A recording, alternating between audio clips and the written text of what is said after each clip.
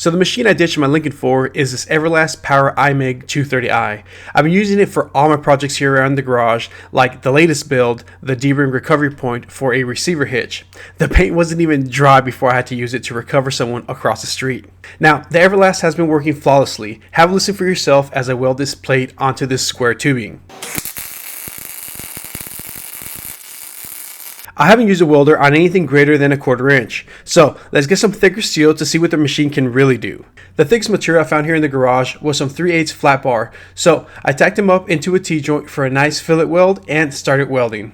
Now as for wire and settings on the machine, I am using 030 diameter solid wire ER70S6 with 7525 shielding gas, and the machine is set to 24 volts and 530 on the wire feed speed.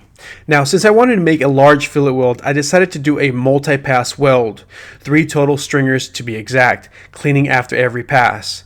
Now, we all want a pretty weld, who doesn't? But what also matters and is important is what's on the inside.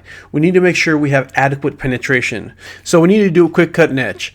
I threw the piece in my Evolution chop saw, cut it in half, then I polished the cross section and added some navel jelly to bring out the weld nugget. Now as you can see, there's a weld on both sides of the plate where I was fine-tuning the settings. Regardless, we can see that both sides have impressive penetration. If this bad boy can weld 3/8 thick material, then it will do above and beyond of what I do here in the garage. Well guys, that's all I have for this video. Thanks for watching, stay safe, and I'll catch you guys on the next one.